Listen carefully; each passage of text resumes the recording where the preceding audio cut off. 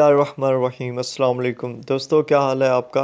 Welcome to our YouTube channel. And इस video में हम बात करेंगे CS11 की फाइनल टर्म पेपर के हवाले से। और जो हमारे पास सैम्पल पेपर है उसका मैं आपको 100% राइट सोल्यूशन यहाँ पे प्रोवाइड करने लगा हूँ।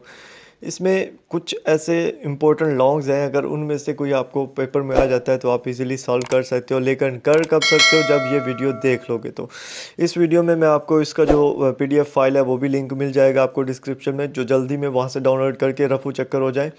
बाकी जिन्होंने कंसेप्ट लेना है वो यहीं पर है, ठीक है। पहली चीज़ तो ये है कि जो हमारा पेपर का जो सिलेबस है फाइनल के लिए वो कितना है भला। 82 टू 34 लेक्चर्स तक हमारा जो है ना वो सिलेबस है, ठीक है। उसके बाद एक चीज़ है, 90 मिनट आपका टोटल टाइम होगा और आपके 60 मार्क्स का ये पेपर है। अगर आपके मार्क्स अच्छे हैं मिड में और दूसरी एक्टिविटीज़ में ऑलरेडी, तो आपको जस्ट 24 और मार्क्स चाहिए फ़ाइनल को पास करने के लिए। मतलब कि फ़ाइनल का पहले जो क्राइटेरिया हुआ करता था, जो मैंने भी वीडियोस में बताया है, कल भी स्टूडेंट ने बोला कि आपने पहले 50 कह रहे थे, आप 40 कह रहे हैं, तो तब 50 था। पिछली दफ़ा मैंने जब कैंपस से पूछा था वो कहते थे कि फ़ाइनल में आपको 50% मार्क्स लेना लाजमी है, ठीक है। इस दफ़ा क्या है, इस दफ़ा 40% मार्क्स लेना लाजमी है। मतलब कि टोटल मार्क्स 60 हैं, ठीक है, टोटल मार्क्स 60 हैं, 60 में से 40% आपने लेने हैं और वो 24 मार्क्स बनेंगे, जो कि आपको पासिंग मार्क्स रिक्वायर्ड है आपके फाइनल टर्म में पास होने के लिए, कोई भी सब्जेक्ट है आपका, ठीक है। उसके बाद जनाब यहाँ पे पेपर पैटर्न की अगर बात करें, 40 MCQs होंगे, 40 के 40 आपने अटैम्प्ट करने हैं। उसमें से जो आपके 33 बेस्ट राइट सॉल्व होंगे वो कंसिडर किए जाएंगे, उनको आपको 33 मार्क्स मिल जाएंगे। तो MCQs ज़्यादा है, MCQs पे ज़्यादा फोकस रखना है। और करना कहाँ से, फाइल नहीं करनी, हैंडआउट्स पे फोकस रखना है। और जो मैंने हाईलाइट किया हुआ जो कंसेप्ट दिए हुए हैं उन पे, कुछ कंसेप्ट आपको यहीं पे मिल जाएंगे इस वीडियो में। बाकी जो है ना वो एक और वीडियो हम बनाएंगे, उसमें इंपॉर्टेंट मॉड्यूल्स डिस्कस करेंगे कि कौन से हैं, और कोशिश करूँगा कि मैं उनका कॉन्सेप्ट अगेन से आपको प्रोवाइड करने की कोशिश करूँ। यहाँ पे हमारे पास जो पहला क्विज़ है हम स्टार्ट करते हैं। अगर आगे अभी तक आप लोगों ने चैनल को सब्सक्राइब नहीं किया तो काइंडली जल्दी से कर दें और एक लाइक भी करें। और वो लोग जो इस वीडियो के इंतज़ार में थे, अपना कमेंट भी लाजमी छोड़िएगा ताकि मुझे पता चले कि वो लोग भी वीडियो देख रहे हैं, ठीक है। पहले जो हमारे पास क्वेश्चन है वो ये है कि difference between HTTPS and HTTP। HTTP क्या होता है, हाइपर टेक्स्ट ट्रांसफ़र प्रोटोकॉल होता है। इसमें क्या है कि इसमें जो डिफरेंस वो ये है कि जो HTTPS है वो सिक्योर वर्जन है HTTP का, ठीक है। ये ऑप्शन जो है वो राइट ऑप्शन है। यहाँ पे मैं हर एक चीज़ को डिटेल से डिस्कस नहीं करूँगा, जो करने वाली होंगी जस्ट वही करूँगा, ठीक है। जो मेन गोल है एल्गोरिदम डिस्कवरी का वो क्या है, सेकंड क्वेश्चन है हमारे पास। तो मेन गोल ये है कि हम फाइंड करें प्रॉब्लम्स को, दैन उसको जो हमारे पास ऑलरेडी एक एल्गोरिदम पड़ा है उससे उस प्रॉब्लम को सॉल्व करें। तो इसका जो डी ऑप्शन है वो क्या है, राइट ऑप्शन है। क्वेश्चन 3 की अगर बात करें तो यहाँ पे आपको पूछते हैं कि what is the primary goal of N algorithm. Algorithm का प्राइमरी गोल क्या है। तो एक एल्गोरिदम का प्राइमरी गोल क्या होता है कि to solve a specific problem और perform a specific task. Algorithm का एक ही गोल होता है कि किसी भी प्रॉब्लम को सॉल्व किया जाए और स्पेसिफिक या टास्क को परफॉर्म किया जाए, ठीक है। उसके बाद जो इम्पोर्टेंट MCQs मैं कहता हूँ कि ये बहुत ही ज़्यादा इम्पोर्टेंट है आपके फाइनल से रिलेटेड। इसमें यह है कि वो ऐसा कौन सा टूल है जिसको हम यूज़ करके असेंबली लैंग्वेज को मशीन लैंग्वेज में कन्वर्ट कर सकते हैं, असेंबली लैंग्वेज को मशीन लैंग्वेज में। तो इसके लिए हम असेंबलर का जो टूल है वो यूज़ करते हैं। इसको आपने याद कैसे रखना है, हिंट अपने माइंड में रख लें कि असेंबली लैंग्वेज को मशीन लैंग्वेज में कन्वर्ट करने के लिए असेंबलर यूज़ होता है, असेंबली असेंबलर, ठीक है। दोनों मिलते हैं, असेंबली और असेंबलर। तो असेंबलर जो है ना वो यूज़ होता है। ए ऑप्शन जो है यहाँ पे राइट ऑप्शन है। उसके बाद अगर आप यहाँ पे आओ तो यहाँ पे उन्होंने पूछा is use for the application of back tracing in computer program में बैक ट्रेसिंग के लिए कौन सी एप्लीकेशन यूज़ की जाती है। तो उसमें ट्री, अरे, क्वी, स्टैक है। स्टैक है, क्यों इनको स्टैक को क्यों बैक ट्रेसिंग का बोला गया, क्योंकि स्टैक क्या होता है कि स्टैक में हम इस तरह से जोड़ते हैं, मतलब एक दूसरे की चीज़ें ऊपर होती हैं, लाइक जैसे बुक का शेल्फ उन्होंने बोला हुआ था उस तरह से। तो इसमें जब हमने कोई भी चीज़ रिमूव करनी है तो हम इस तरह जोड़ रहे थे, यानी इसके ऊपर ये रखा, फिर इसके ऊपर ये वाला डब्बा रखा, फिर इसके ऊपर ये वाला डब्बा रखा। तो जब हम इसको कोई भी चीज़ डाटा इससे निकालने की कोशिश करेंगे तो हम पहले ये वाला ऊपर वाला रिमूव करेंगे, फिर ये वाला रिमूव करेंगे, फिर ये वाला रिमूव करेंगे, फिर ये वाला रिमूव करेंगे। मतलब कि हम जिस ऑर्डर में गए हैं उसका जो रिवर्स ऑर्डर है वो हम यहाँ पे यूज़ करेंगे, ठीक है। तो ये बैक ट्रेसिंग होती है, जो हम रिवर्स ऑर्डर यूज़ करते हैं जिस ऑर्डर में हमने रखा होता है उसका, ठीक है। उसके बाद है हमारे पास क्वेश्चन के नॉन लीनियर डाटा स्ट्रक्चर कौन सा है। Non linear, linear data structure. तो नॉन लीनियर डाटा स्ट्रक्चर है वो ट्री है। दूसरे जो है वो स्टैक की और अरे जो होता है वो लीनियर होते हैं, यानी एक कतार से होती है, लेकिन ट्री में ऐसा नहीं होता। ट्री में एक ब्रांच होती है, उसके आगे सेवरल ब्रांचेस होती हैं, उसके भी आगे सेवरल ब्रांचेस हो सकती हैं, ठीक है। उसके बाद है question is not a software metric. इनमें से कौन सा ऐसा है जो सॉफ्टवेयर मैट्रिक नहीं है? तो सॉफ्टवेयर मैट्रिक्स में हमारे पास उसकी सॉफ्टवेयर की हम कॉम्प्लेक्सिटी चेक करते हैं, कॉस्ट चेक करते हैं, उसका डिज़ाइन चेक करते हैं, एफिशिएंसी जो है वो सॉफ्टवेयर इंजीनियरिंग में हम चेक नहीं करते, ठीक है। तो डी ऑप्शन जो है या वो राइट ऑप्शन है। उसके बाद क्वेश्चन 8 की बात करें तो इसमें जनाब आपके पास क्या है कि सॉफ्टवेयर डेवलपमेंट लाइफ साइकिल है। सॉफ्टवेयर डेवलपमेंट लाइफ साइकिल जैसे कि मैंने आपको ऑलरेडी बताया हुआ है कि बहुत ही ज़्यादा इंपॉर्टेंट है फाइनल के लिए, ठीक है। आई थिंक 127 से लेके 131 तक इसके मॉड्यूल्स हैं, तो इन मॉड्यूल्स को लाजमी प्रिपेयर करना है आपने। सॉफ्टवेयर डेवलपमेंट लाइफ साइकिल का ऐसा कौन सा फेज़ है जिसमें हम प्रॉब्लम का जो सोल्यूशन है वो डेवलप करते हैं, ठीक है। तो डिज़ाइन फेज़ ऐसा फेज़ है जिसमें हम प्रॉब्लम का सोल्यूशन जो है वो डेवलप करते हैं। तो बी ऑप्शन जो है ना वो राइट ऑप्शन है। यहाँ पे अगर आप आओ, उन्होंने बोला है कि in which software model a simplified version of the final product with limited functionality is constructed. Simplified version of final product, final product नहीं होता, जस्ट उसका सिंप्लीफाइड वर्जन होता है। आप ऐसा कह सकते हो कि जस्ट उसको एक्सरसाइज करवाने के लिए छोटा सा उसका सैंपल दिया जाता है।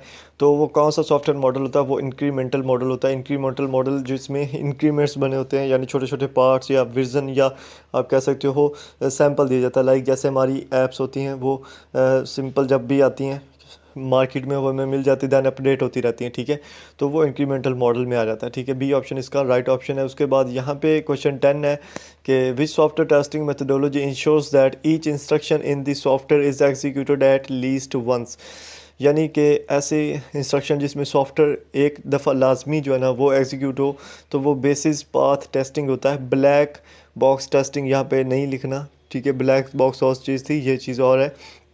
यानी इसमें टेस्टिंग की बात हो रही है, तो हर टाइम एक ही टाइम जो है ना वो एग्जीक्यूट हो इंस्ट्रक्शन, तो वो बेसिस पर टेस्टिंग होती है। ब्लॉक बॉक्स और चीज़ होती थी, ब्लैक बॉक्स उसमें ये था कि वो जो इन्फॉर्मेशन है वो यूज़र से छुपी हुई होती है, ठीक है। उसके बाद है कि is used following is use for the repetitive execution of instruction. Repetitive execution या इटरेटिव एग्जीक्यूशन जहाँ पे भी लफ्ज़ आता है वो लूप होता है। लूप में अगेन अगेन हम जो है ना वो उसको एग्जीक्यूट करवाते रहते हैं जब तक कि हमें फाइनल प्रोडक्ट मिल ना जाए, ठीक है। उसके बाद जो लूप होता है उसमें रिपीटेटिव कंट्रोल जो होता है वो कितने एक्टिविटीज़ पे मुश्तमिल होता है? वो 3 एक्टिविटीज़ पे मुश्तमिल होता है। पहला होता है इनिशियलाइज, दूसरा होता है टेस्ट और तीसरा होता है मॉडिफाई।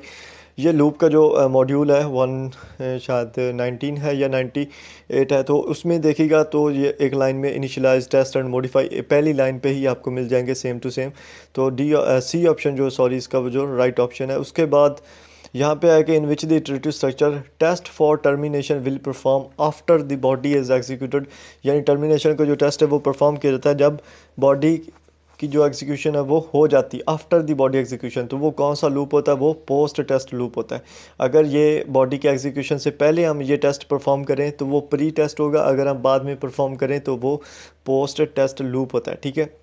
उसके बाद होता है recursive system depends on for fulfil terminating condition. Recursive system किस पे डिपेंड करता है?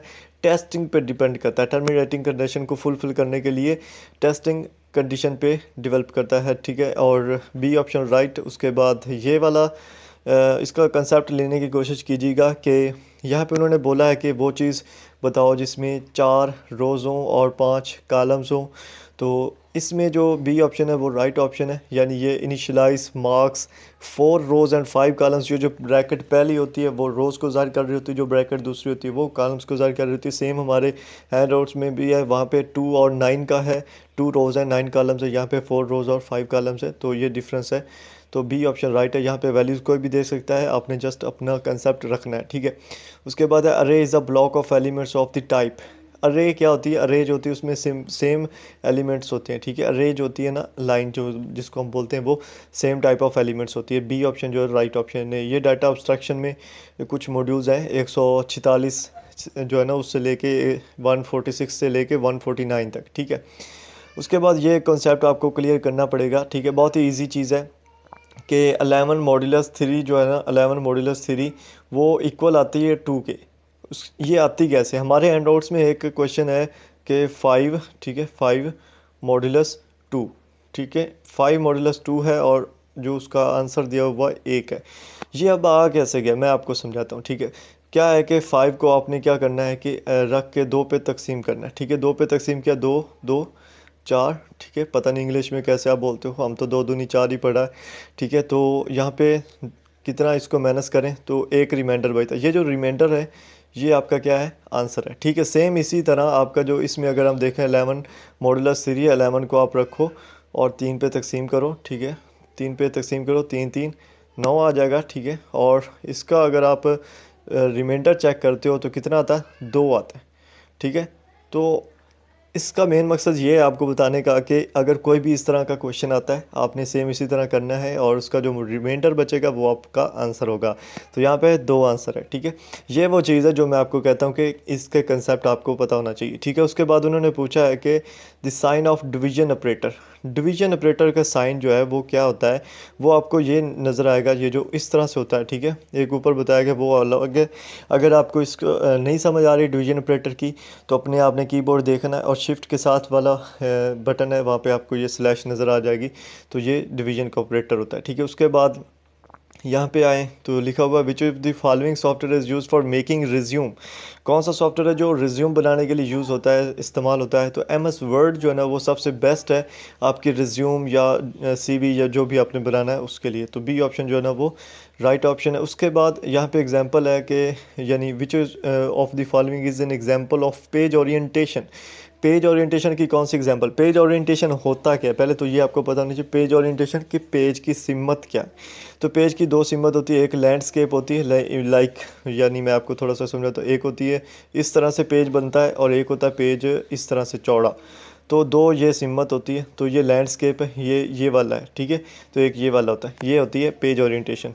तो दूसरे को मुझे नाम नहीं आ रहा माइंड में, ठीक है। तो ए ऑप्शन यहाँ पे जो है वो राइट ऑप्शन। उसके बाद है in M S Word zoom in and zoom out button is available in, zoom in and zoom out available button कहाँ पे होते हैं।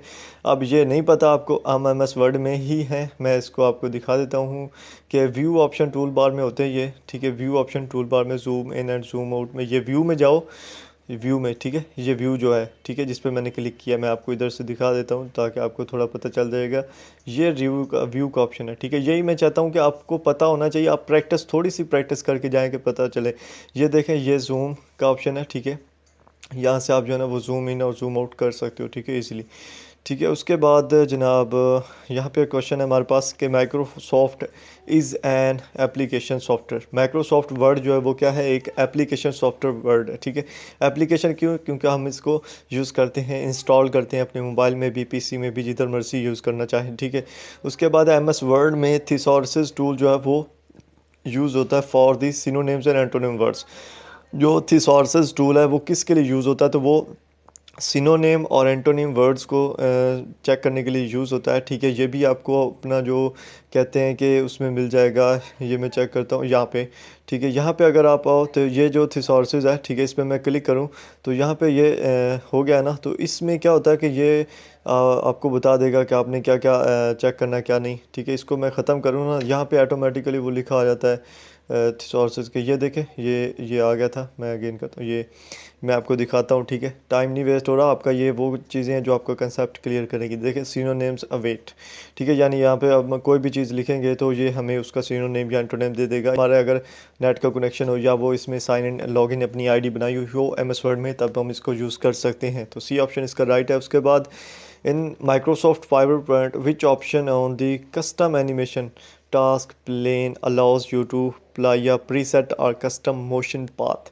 माइक्रो पावर पॉइंट में, जो माइक्रोसॉफ्ट पावर पॉइंट होता है उसमें कस्टम एनिमेशन टास्क पेन जो है उसमें आपने preset custom motion path choose करना है। तो वो किस मतलब ऑप्शन से आप उसको सिलेक्ट कर सकते हो, ठीक है।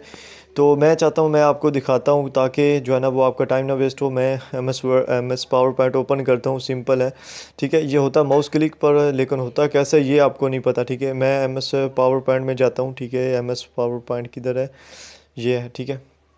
और ओपन किया है, ओपन करने के बाद कस्टम एनिमेशन का वो मैं आपको दिखाता हूँ, ठीक है। यहाँ आए, यहाँ आके हमने एनिमेशन के पेज में जाना है। एनिमेशन के पेज पे जाके यहाँ पे मैंने सिंपल क्लिक किया ताकि ऐड एनिमेशन का ओपन हो जाए। ऐड एनिमेशन में आके यहाँ पे मोशन पाथ आपको नज़र आ रहे होंगे, ये वाले lines, arcs, turns, shapes, loops, ये मोशन पाथ हैं। तो इनको लगाने के लिए हमें क्या करना पड़ेगा, जस्ट माउस से क्लिक करना पड़ेगा और ये लग कर आ जाएगा। जैसे ये यहाँ पे लग गया, ठीक है, ये लग गया, ठीक है, उसको मैं जिधर मर्जी लेकर जाऊँ, ठीक है। तो इसका जनाब जो राइट ऑप्शन है वो क्या है, ऑन माउस क्लिक। उसके बाद एम एस पावर पॉइंट में उन्होंने बोला है कि which of the following option is not available in the transition timing group, ठीक है। एम एस पावर पॉइंट में ही बात हुई है, जैसे मैंने आपको बताया था, कोई भी पूछे आपने वो चीज़ ओपन करनी, ओपन करके वहाँ पर देखना है। उन्होंने बोला ट्रांजिशन में टाइमिंग का जो ग्रुप है उसमें कौन सा नहीं है, तो इसमें ऑन माउस क्लिक भी है, साउंड भी है, ड्यूरेशन भी है, अप्लाई टू ऑल भी है। हम देख लेते हैं कौन सा नहीं है, तो इधर है ऐड इफेक्ट, ये ऑप्शन वहाँ पे नहीं है, तो डी ऑप्शन जो है वो राइट ऑप्शन है। तो इसलिए मैं आपको कह रहा हूँ कि आप एक दफ़ा प्रैक्टिस ज़रूर करें साथ में, ताकि आप वहाँ पे ढूंढते ही ना रहें कि है क्या, क्या बोल रहे हैं क्या नहीं है इसमें, ठीक है। उसके बाद उन्होंने बोला है कि एम एस एक्सेल में वो कौन से यूज़ है जो specify the range of the cell, यानी सेल्स की रेंज को स्पेसिफाई करने के लिए साइन यूज़ होता है। वो कौन सा साइन है, वो डी, ये वाला कोलन का साइन है।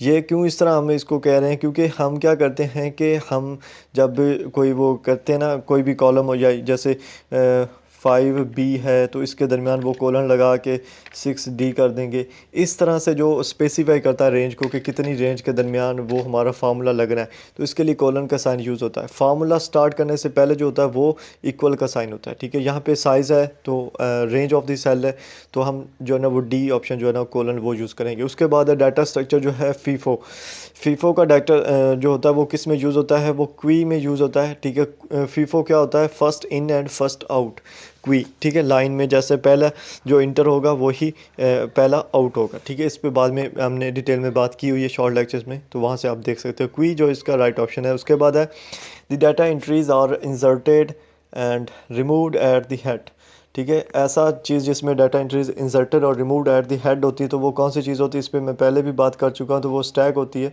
लाइक हमने ये एक पहला रखा है, उसके बाद हम इस पर दूसरा डाटा ऐड कर रहे हैं, फिर हम इस पर तीसरा डाटा ऐड कर रहे हैं, तो ये इसके हम हेड पे ऐड भी कर रहे हैं। जब हमने इंसर्ट भी करना है तो हम इसका रिवर्स बैक ट्रेसिंग का फंक्शन लगा के हम इसके हेड से ही रिमूव करेंगे। तो स्टैक जो ऑप्शन है वो इसका राइट ऑप्शन है, जो कि डी बनता है, ठीक है। उसके बाद यहाँ पे क्वेश्चन है हमारे पास, the block of data items with different data types, ऐसा डाटा आइटम्स जिसमें डाटा टाइप्स जो हैं वो डिफरेंट हो, तो उसको एग्रीगेट टाइप बोलते हैं। जो ए ऑप्शन है ये राइट ऑप्शन है, ठीक है। ये हमारे हाईलाइटेड हैंडआउट्स में भी आपको हाईलाइटेड हुआ हुआ मिल जाएगा। उसके बाद है what is in an indexed file, indexed file क्या होती है, इंडेक्स्ड फाइल होती है जिसमें फाइल को रिकॉर्ड्स किया जाता है एक सॉर्टेड ऑर्डर में, और इंडेक्स यूज़ की जाती है उस डाटा को क्विकली तौर पे एक्सेस करने के लिए, ठीक है। बी ऑप्शन जो है वो राइट ऑप्शन है। उसके बाद सिक्वेंशियल फाइल क्या होती है, ठीक है। सिक्वेंशियल फाइल यहाँ पे सिक्वेंशियल फाइल होती है, सी ऑप्शन इसका राइट है कि a file where records are stored one after another and in the order they were added, यानी एक सीक्वेंस में एक सीक्वेंस होती है, एक स्टोर होता है, फिर उसके बाद दूसरा, फिर तीसरा, इस तरह से हम फाइल्स को स्टोर करते हैं, तो वो सिक्वेंशियल फाइल कहलाती है। उसके बाद है advantage of the using an indexed file over a sequential file, जो एडवांटेज है वो क्या है जनाब, कि यूज हम इंडेक्स्ड फाइल को सिक्वेंशियल फाइल के मतलब ज़्यादा प्रेफर क्यों करते हैं इंडेक्स्ड फाइल को, तो इसका एडवांटेज ये है कि जब भी हमें अगर एक्सेस करना हो डाटा को, तो इंडेक्स्ड फाइल से हम जल्दी जो है ना तेज़ी से डाटा को एक्सेस कर सकते हैं, जो कि सिक्वेंशियल फाइल में इम्पॉसिबल है, ठीक है। उसके बाद है एक और चीज़ है कि use a sequential file over an indexed file, मतलब कि सिक्वेंशियल फाइल को हम इंडेक्स फाइल पे क्यों यूज़ करते हैं, क्योंकि इसमें when you need to write data quickly, तो सिक्वेंशियल फाइल में ये होता है कि अगर हमने डाटा को क्विकली राइट करना है तो हम इसको यूज़ करेंगे, ठीक है। जबकि इंडेक्स फाइल इसलिए यूज़ करते हैं कि डाटा को हम क्विकली एक्सेस करना है, ठीक है। उसके बाद यहाँ पे अगर आप आओ, एक क्वेश्चन है कि length of logical addressing used in the computer networking is bits, यानी लॉजिकल एड्रेसिंग जो कंप्यूटर नेटवर्किंग में यूज़ हो रही है उसकी कितनी बिट्स हैं, तो उसकी 32 बिट्स होती हैं, ठीक है। 32 बिट्स होती है उसकी, बी ऑप्शन जो वो राइट है, या 128 होती है 32 होती है, तो 128 का ऑप्शन यहाँ पे नहीं है, 32 इज राइट ऑप्शन। उसके बाद यहाँ पे आप आओ, एक सिनोनिम आया हमारे पास EPIC, यहाँ पे एक सिनोनिम दिया हुआ है, ये सैम्पल पेपर है, इसको पेपर नहीं समझना, ये सैम्पल पेपर, इससे आपके कंसेप्ट क्लियर हो सकते हैं, लेकिन ये चीज़ें इससे भी चीज़ें आसान नहीं आएंगी पेपर में, टेंशन नहीं लेनी, ठीक है। तो EPIC जो होता है वो किसके लिए स्टैंड करता है, वो स्टैंड करता है इलेक्ट्रॉनिक प्राइवेसी इंफॉर्मेशन सेंटर, ए जो है ना इलेक्ट्रॉनिक प्राइवेसी इंफॉर्मेशन सेंटर, इस पे जो है ना वो स्टैंड करता है। ए ऑप्शन क्या है यहाँ पे, राइट ऑप्शन है। नेक्स्ट क्वेश्चन हमारे पास है कि is use to exploit secret information over the internet, और इंटरनेट के ऊपर जो सीक्रेट इन्फॉर्मेशन है उसको एक्सप्लोर करने के लिए कौन सी टूल यूज़ हो रही है यहाँ पे, तो वो स्पैम ईमेल्स होती हैं, ठीक है।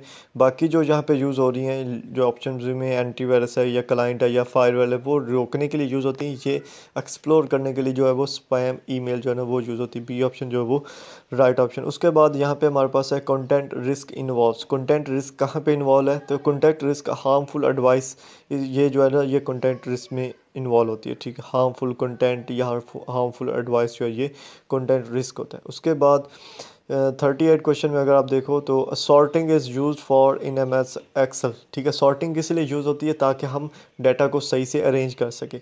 लाइक उसको हम ए से जेड अरेंज करना है अल्फ़ाबेटिकली, या हमने उसको 1 2 3 जो काउंटिंग है उसमें अरेंज करना है, तो अरेंज करने के लिए यूज़ होती है। ये ऑप्शन जो है वो राइट ऑप्शन। उसके बाद है data relation is also refer to as. ये जो डाटा रिलेशन होता है ये क्या रेफर करता है हमेशा, तो ये क्या टेबल को रेफर करता है। डाटा रिलेशन में, डाटाबेस रिलेशन में जो डाटा होता है उसको हम टेबल की सूरत में स्टोर करते हैं। टेबल के आगे रोज़ और कॉलम्स होते हैं, पहले टेबल आएगा। सी ऑप्शन जो है वो राइट ऑप्शन। उसके बाद 40 एमसीक्यूज जो हमारे पास है, the extension of the web page document. जो डॉक्यूमेंट का वेब पेज एक्सटेंशन होता है वो dot H T M L होता है या डॉट एच टी एम होता है, ठीक है। उसके बाद हमारे पास जो है ना, जब पहला क्वेश्चन है हमारे पास सब्जेक्टिव में, आपको जनाब जो है ना इसका पैटर्न थोड़ा सा देख लें। पहले आपको कितने होने, 6 शॉर्ट क्वेश्चंस होने, हर क्वेश्चन के मार्क्स जो है ना वो 3 होंगे, और इन 6 में से आपने 4 क्वेश्चन जो है ना वो अटेम्प्ट करने। यहाँ पे मैं आपको एक सुजेशन दूंगा कि आपने जो है ना वो जो आपको 4 आते हों वो अटेम्प्ट करने हैं, जो 2 नहीं आते वो छोड़ देने। ये नहीं करना कि सारे अटेम्प्ट कर लें, उसमें आपको नुकसान भी हो सकता है आपका जो एक वो सही लिखा हुआ दूसरा सही ना लिखा हुआ, और टीचर ऐसा करे कि वो जो सही नहीं लिखा हुआ वो काउंट कर ले। तो इसमें रिस्क नहीं लेना। जो आपको अच्छे आते हैं 4 बस वही लिख दें, ठीक है। सारे आते हैं तो भी कोई इशू नहीं, जस्ट जो आते हैं 4 वही लिखने, ठीक है। पहला जो हमारे पास क्वेश्चन है यहाँ पे उन्होंने बोला है कि what is the difference between the wheel structure and a function structure, में डिफरेंस क्या है। तो दोनों स्ट्रक्चर जो है वो प्रोग्रामिंग स्ट्रक्चर्स हैं, एल्गोरिदम डिज़ाइन में यूज़ होते हैं, और इनका पर्पस थोड़ा सा डिफरेंट है। पहला जो व्हील स्ट्रक्चर होता है इसमें क्या होता है, control structure that is use to repeat a sequence of instruction as long as condition is true. यानी कि व्हील स्ट्रक्चर ऐसा स्ट्रक्चर होता है जिसमें हम सीक्वेंस ऑफ इंस्ट्रक्शंस को रिपीट करते रहते हैं जब तक कि हमारे पास जो वो कंडीशन है वो ट्रू ना हो जाए। और इसमें जो है ना आप देख सकते हो इसको मज़ीद एंड आउट से भी, मैं इस पर अभी टाइम नहीं लगाना चाह रहा, ठीक है। उसके बाद फंक्शन स्ट्रक्चर जो है इसमें भी क्या होता है कि way of organizing code into reusable units and can be different parts of a program. A function is a name block of code that perform a specific task, can take inputs and return output as necessary, ठीक है। मतलब आप इस चीज़ को यार खुद पढ़ सकते हो, इस पर टाइम नहीं वेस्ट करना। मैं आपको कंसेप्ट देने 2 3 वो देता हूँ जो कि फ़ाइनल के लिए बहुत ही ज़्यादा इंपॉर्टेंट है। पहला तो यहाँ पे आपको कोडिंग इस तरह से आ जाती है कि इसका जो है ना वो आउटपुट कोड बताएं। तो ये जब भी कोडिंग आपके पास आती है हमारे अरिथमेटिक ऑपरेशंस में या वहाँ पे आपको मिलेगा, तो यार ये कोई इजी नहीं है, मतलब ये कोई मुश्किल टास्क नहीं है, बहुत ही इजी है। इसमें पहले आपने पता क्या करना है, पहले आपने चेक करना है कि जो कोड है वो राइट है या नहीं है, ठीक है। क्योंकि जब हमारा ये जो सैम्पल पेपर इसमें जो कोड है वो एक रॉन्ग दिया हुआ, वो भी मैं आपको बताऊंगा उसकी वजह क्या है। अगर आप यहाँ पर आओ तो आपको कोड आपने देखना है, ठीक है। कोड देखना है और पहले आपने जो है ना वो वैल्यूज़ को देख लेना है। यहाँ पे अगर आप देखो तो हमारे पास जो वैल्यूज़ हैं वो कितनी है, ए की 3 है, बी की 7 है, सी इज़ इक्वल टू 5 है, डी इज़ इक्वल टू 9 है। और कंडीशन हमारे पास क्या है, ठीक है। कंडीशन हमारे पास ये है कि अगर ए जो है वो बी से बड़ा हो और जो ए है वो सी से बड़ा हो, ठीक है। दूसरी कंडीशन भी ये, यानी ए बी से भी बड़ा हो और सी से भी बड़ा। तो हमारे पास क्या होगा, 2 कंडीशंस होंगी इसकी जो हमारे इफ़ स्टेट में होती है, ठीक है।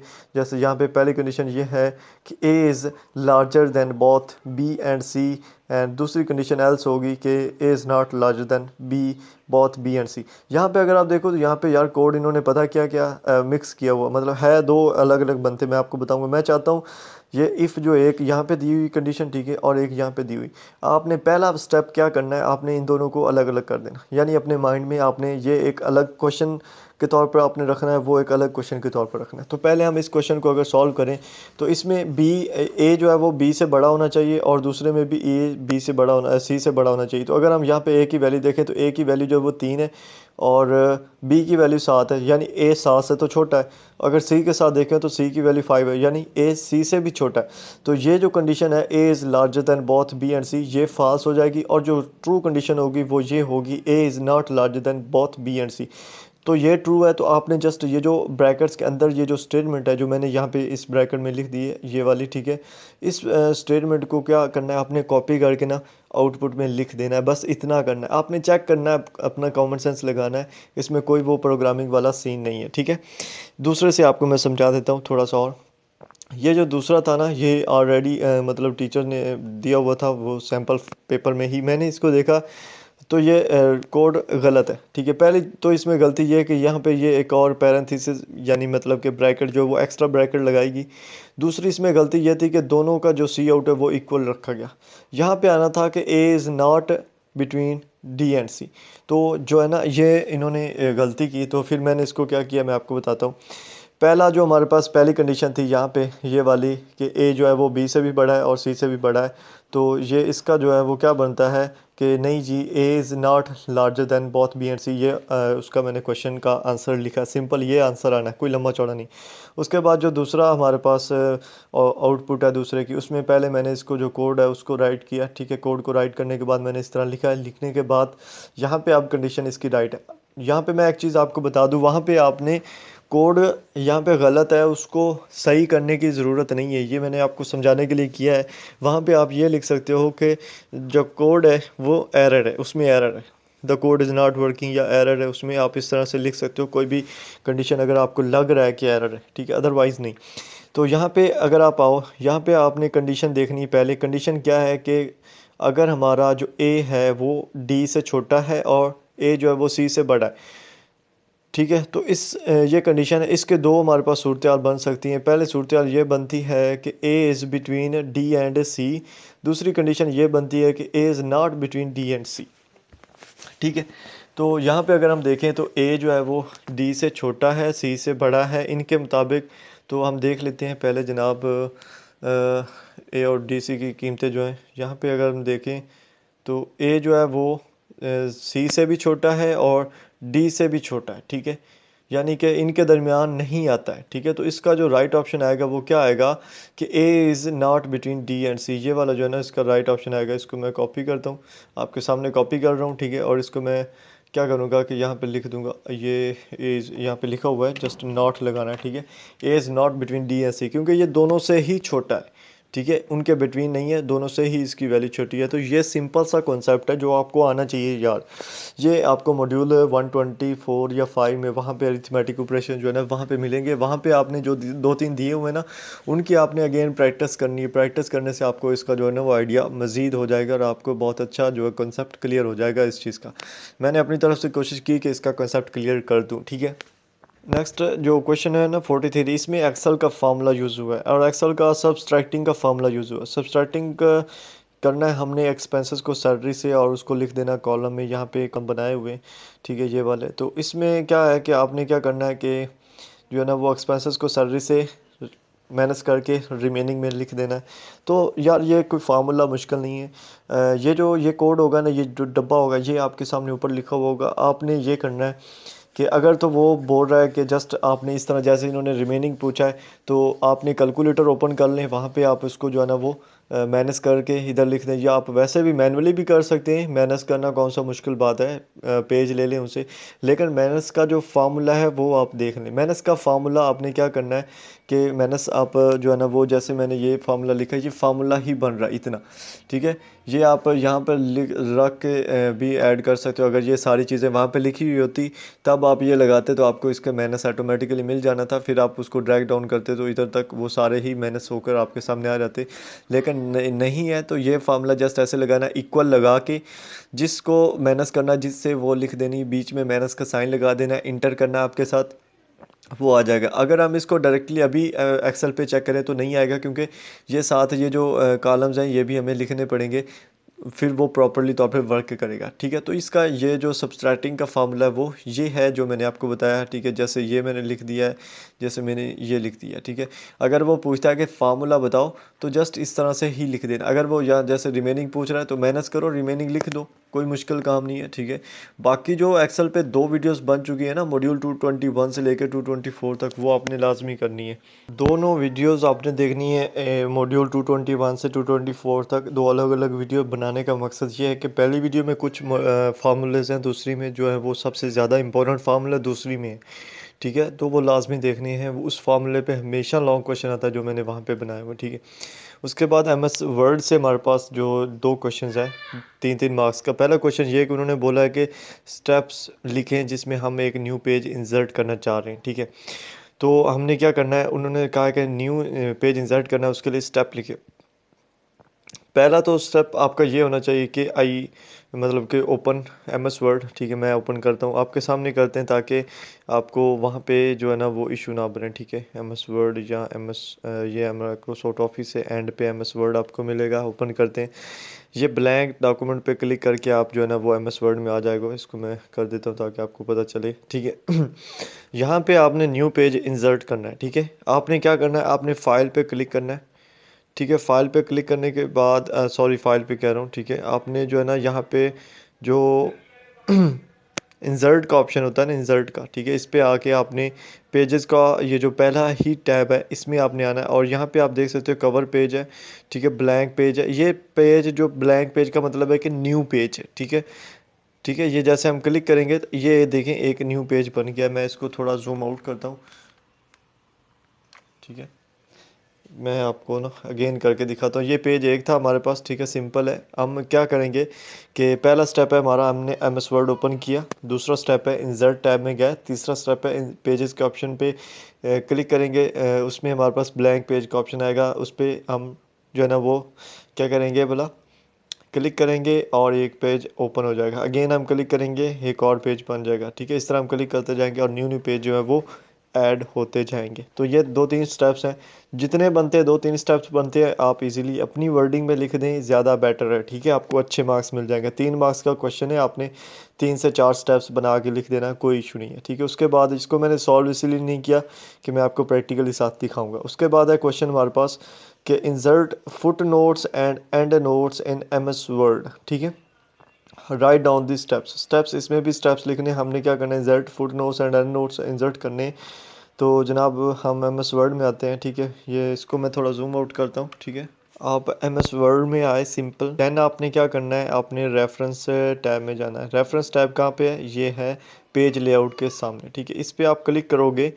रेफरेंस पे क्लिक किया मैंने। ठीक है, इसको मैं जूम करता हूँ। रेफरेंस पे क्लिक किया। ठीक है, क्लिक करने के बाद आपको 2 चीज़ें यहाँ पे नज़र आ रही होंगी, insert and note and insert next foot note. ठीक है, ये फुट नोट्स का ऑप्शन है। तो यहाँ पे आपने जो है ना वो अपने वहाँ पे स्टेप लिख देना है कि एमएस वर्ड ओपन किया, दैन हम रेफरेंस टैब में गया, दैन हम फुट नोट जो ग्रुप था उसमें गया, दैन हमने क्या किया, इंसर्ट फुट नोट पे क्लिक किया। यहाँ पे कुछ लिखा हुआ है नहीं, ले देखें, क्लिक होगा और इंसर्ट फुट नोट जो है वो ऐड होगी। इसी तरह आपने एंड नोट जो है वो ऐड करना है, तो एंड इंसर्ट एंड नोट पे क्लिक किया और इंसर्ट एंड नोट जो है वो ओपन हो गया। ठीक है, ऑटोमेटिकली ऐड हो गया। तो और यहाँ पे आप एक और चीज़ भी लिख सकते हो कि वहाँ पे जो भी चीज़ें हमने लिखनी है वो हम इजीली लिख सकते हैं। तो ये देखें कि हर पेज पे जो है ना वो एंड नोट और इंसर्ट एंड नोट और फुट नोट दोनों ऐड हो चुके हैं। तो सिंपल इसका ये आंसर बनता है, जो कि मैंने नहीं लिखा इसी वजह से कि आपको समझ आए। ठीक है, उसके बाद जनाब हमारा जो इम्पोर्टेंट एक टेबल है पूरे हैंडआउट्स में, सबसे इम्पोर्टेंट टेबल, उसमें से बहुत ज़्यादा एमसीक्यूज़ भी रिपीट हुए क्विज़ 3 में भी, और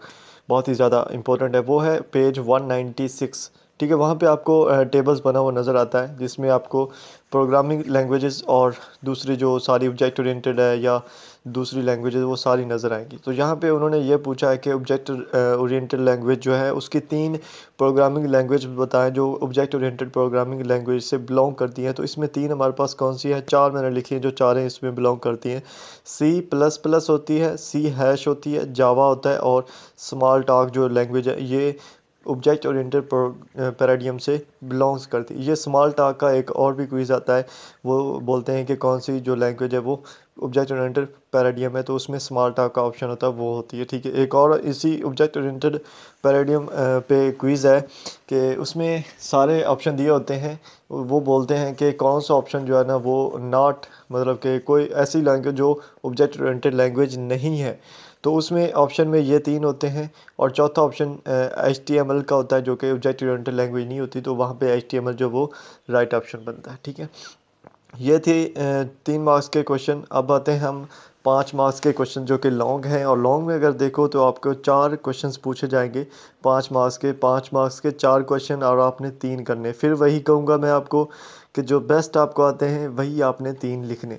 पहला क्वेश्चन इसमें ये उन्होंने पूछा है कि प्री टेस्ट और पोस्ट टेस्ट लूप्स में डिफरेंस या उनको डिफ़ाइन करें और साथ में कंसेप्ट शो करें कि वो डायग्राम में फ्लो डायग्राम में किस तरह नज़र आते हैं। तो पहली जो चीज़ है यहाँ पे वो ये है कि द वाइल स्ट्रक्चर जो है ना वो पोस्ट टेस्ट और प्री टेस्ट लूप्स में जो है, पहला प्री टेस्ट अगर लूप्स को देखो तो आप इस पे पहले MCQs भी देख चुके हैं कि ऐसा टेस्ट टर्मिनेशन का टेस्ट होता है जो परफॉर्म किया जाए बॉडी के एग्जीक्यूशन होने से पहले, उसको प्री टेस्ट लूप बोलेंगे।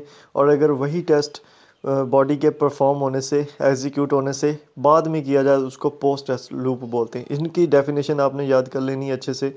ठीक है, उसके बाद इनका जो फ्लो डायग्राम है वो यहाँ पे है। ठीक है, आपने बनाने की ज़रूरत नहीं है आपको, अगर आपको आता है तो बना दें, अदरवाइज़ आपने इसको जो है ना वो MS वर्ड में आप बना सकते हो। ज़्यादातर स्टूडेंट्स को नहीं पता, तो बस अगर आपको नहीं आता तो ना बनाएं, और जस्ट अगर आप स्टेप्स आते हैं तो वही लिखते हैं। ठीक है, अगर इसको हम थोड़ा सा समय लेते हैं, अगर हम प्री टेस्ट लूप की बात करें तो टेस्ट कंडीशन होती है टर्मिनेशन के लिए, तो बॉडी ट्रू कंडीशन होती है या फॉल्स कंडीशन होती है, जैसे यहाँ पे बताया गया। ठीक है, प्री टेस्ट लूप में, और यहाँ पे मतलब कि उसके एग्जीक्यूट होने से पहले हम उसको परफॉर्म करवा लेते हैं। उसी के बाद यहाँ पे अगर हम देखें पोस्ट टेस्ट में, तो इसमें बॉडी है, यानी बॉडी है, उसके बाद हम टेस्ट कंडीशन दे रहे हैं। ठीक है, पोस्ट टेस्ट यहाँ पे बॉडी के से पहले टेस्ट कंडीशन हम परफॉर्म करा रहे हैं। यहाँ पे नज़र आ रहा है आपको, ये बॉडी से पहले हम टेस्ट कंडीशन जो है वो परफॉर्म करा रहे हैं, यहाँ पे बॉडी के बाद हम टेस्ट कंडीशन परफॉर्म करा रहे हैं, तो और साथ में कंडीशन ट्रू है, कंडीशन फॉल्स है। ठीक है, आप इसको अपनी वर्डिंग में वहाँ पे लिख दें, या इसको सिंपल से पॉइंट्स बना के लिख दें। पॉइंट्स किस तरह से बनाने हैं, लाइक अगर हम पोस्ट टेस्ट की बात करें, ठीक है, पोस्ट टेस्ट की, तो मैं इसको आपको पॉइंट बना के दिखाता हूँ। आपने क्या करना है, पहले बॉडी लिख देनी है, पहले यहाँ पे बॉडी लिख दी। ठीक है, बॉडी के साथ आपने जो है ना वो टेस्ट कंडीशन यहाँ पे लिख दें। दैन आप एक जो कंडीशन होगी वो ट्रू होगी, या जो कंडीशन होगी वो फॉल्स होगी, तो ये आपकी जो है ना वो डायग्राम बन सकती है इजीली। ठीक है, दूसरी भी आप इसी तरह बना सकते हो। ठीक है, उसके बाद जनाब डाटा एब्स्ट्रैक्शन क्या होती है, और 3 data structures that come under data abstraction. अब डाटा एब्स्ट्रैक्शन नेम से तो ऐसा लग रहा है कि हमने पढ़ा ही नहीं, हालांकि ये जो है ना वो बहुत ही इजी क्वेश्चन भी है, और इसके जो आंसर है वो भी बहुत ही इजी है। ठीक है, मैं आपको वो दिखा देता हूँ। डाटा एब्स्ट्रैक्शन असल में क्या होता है, data abstraction is a programming and design tool that displays basic information about a device while hiding it's internal functions. यानी जो कोई भी ऐसी प्रोग्रामिंग लैंग्वेज है, डिज़ाइन टूल है, जो कि डिवाइस के बारे में बेसिक इन्फॉर्मेशन देती है, उसकी इंटरनल स्ट्रक्चर्स को हाइड रख के। ठीक है, और इसमें हमारे पास डाटा एब्स्ट्रैक्शन में जो लैंग्वेजेस हैं उनमें आपको अरे मिलेगी। ठीक है, ये मॉड्यूल 146 से 149 की बात हो रही है, जो कि फाइनल के लिए भी इंपॉर्टेंट है। और लिस्ट है, क्वी है, इसी में स्टैक भी आता है, इसी में ट्री भी आता है। ठीक है, तो ये डाटा एब्स्ट्रैक्शन की टाइप्स हैं। मैंने 3 उन्होंने पूछी तो 3 ही लिखी हैं, जस्ट आप देख सकते हो उनकी डेफिनेशन है, और किसी में है उसकी क्या कहते हैं कि एग्जांपल, किसी में नहीं है।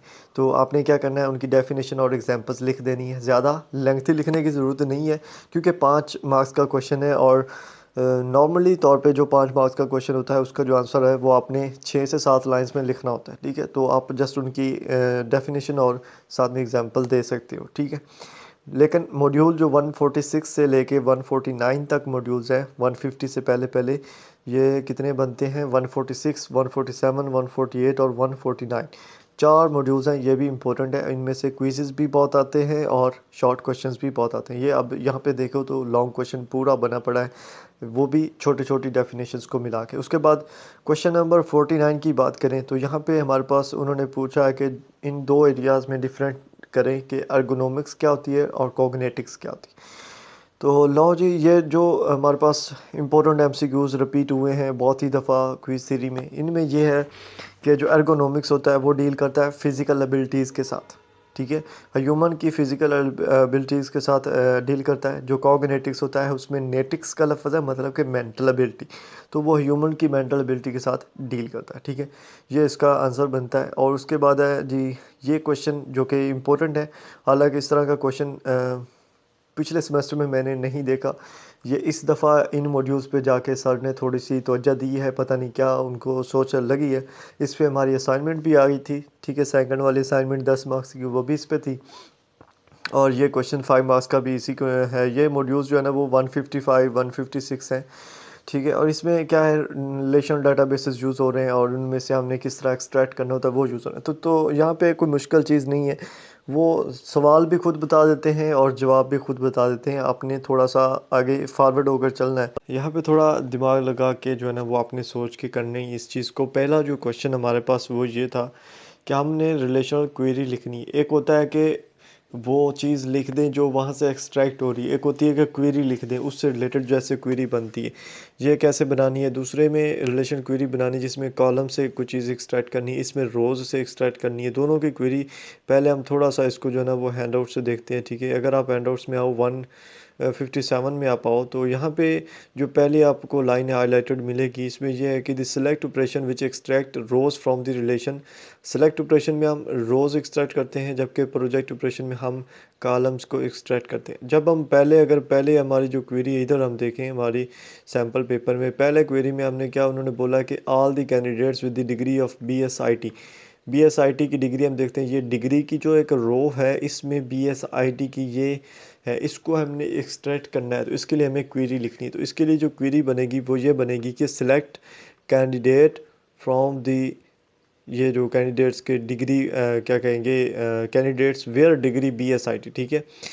ठीक है, select candidates from candidates where degree BSIT। अच्छा, ये छोटा कैंडिडेट जो है ये इन कैंडिडेट्स के जो यहाँ पे है ना तादाद बीच में उसको ज़ाहिर कर रहा है, जबकि जो दूसरा कैंडिडेट है वो इस पूरे डब्बे को ज़ाहिर कर रहा है, ठीक है। इस पूरे डब्बे को ज़ाहिर कर रहा है वेयर डिग्री BSIT। ये इस तरह की सेम स्टेटमेंट आपको ना मिल जाएगी हमारे हैंड आउट्स में। आप इसको थोड़ा सा ऊपर जाओ, यहाँ पे आप देखोगे कि यहाँ पे सेम चीज़ है कि हमने क्या किया, select from employee where employee ID is, ठीक है। तो हमने एम्प्लॉय से वो एम्प्लॉय आईडी की है, सेम उसी तरह जो है हमारा ये भी क्वेश्चन बनता था, ठीक है। तो मैंने अपने हिसाब से अब मैंने इसको चेक भी किया है और वो चैट GPT से भी इसको भी चेक किया, तो उसके हिसाब से भी ये इसका आंसर सही बनता है, ठीक है। उसमें अगर हम दूसरे क्वेश्चन को देखें, ये जो है ना इसकी ज़्यादा टेंशन आपने नहीं लेनी, जितना मुझे आइडिया है इससे रिलेटेड कम ही क्वेश्चंस आते हैं, ठीक है। लेकिन इस दफ़ा इन मॉड्यूल्स पे काफ़ी सर ने फोकस किया है, ठीक है। इस पे पहले आपको असाइनमेंट भी मिली है, ठीक है, और अभी तो इस पे आपने अब इसके कंसेप्ट आपने चेक कर लेने, अच्छे से क्लियर करने की कोशिश करनी है। उसके बाद नेक्स्ट क्वेरी में उन्होंने बोला है कि हमने कॉलम्स से एक्सट्रैक्ट करना है, ठीक है। जहाँ पे कॉलम्स से एक्सट्रैक्ट करने की बात आई थी वहाँ पे प्रोजेक्ट ऑपरेशन यूज़ होता है। तो project first name, last name and age, ये तीनों यहाँ पे हमें दिए हुए हैं, ठीक है। From the relation candidate, simple है। यहाँ पे आपने लिखना है project first name last name age from candidates. तो ये हमारी जो चीज़ें हैं ना, ये इसके फर्स्ट नेम और लास्ट नेम यानी कॉलम सारे हमने एक्सट्रैक्ट करने हैं और एज भी साथ में एक्सट्रैक्ट करनी है। तो पूरा पूरा कॉलम हमने एक्सट्रैक्ट करना है। तो इसके लिए प्रोजेक्ट का जो है ना वो यूज़ किया जाएगा और ये इसकी जो है ना वो रिलेशनल क्वेरी बनेगी, ठीक है। तो ये दो चीज़ें आपने याद रखनी है, ठीक है। दो मुश्किल तरीन चीज़ें जो मुझे CS में लगती हैं, एक ये वाले टॉपिक्स हैं ये रिलेशन क्वेरी से, और दूसरा टॉपिक है जो आपको मिलेगा जाके एंड पे 230 है शायद या 231 है, उसमें क्वेरी है, पेस्ट है, इंसर्ट है और डिलीट का जो मैंने लास्ट मॉड्यूल्स में एक्सप्लेन किया है उसकी इसी तरह सेम क्वेरी लिखनी पड़ती है पेपर में। वो क्वेश्चन काफ़ी ज़्यादा इंपॉर्टेंट है लॉन्ग के लिए। तो ये था जी आपका सैम्पल पेपर। अपनी तरफ से मैंने फुल कोशिश की है कि कोई भी क्वेश्चन जो है ना वो रॉन्ग ना हो, हर चीज़ का आपको कंसेप्ट देने की कोशिश की है जितना मैं दे सका हूँ, ठीक है। और बाकी आपके सामने है, इसका PDF लिंक आपको नीचे मिल जाएगा, वहाँ से आप इसको डाउनलोड करके मज़ीद जो है ना वो इसको चेक कर सकते हो। अगर वीडियो अच्छी लगी तो इस एफ़र्ट के लिए एक लाइक बनता है मेरा। अगर अभी आपने चैनल को सब्सक्राइब नहीं किया तो लाजमी करें ताकि नेक्स्ट इंपॉर्टेंट मॉड्यूल्स पे आने वाली वीडियोस पे आपको मिले। मिलेंगे नेक्स्ट वीडियो में। अपना ख्याल रखिएगा, दुआ में याद रखिएगा। अल्लाह हाफिज़।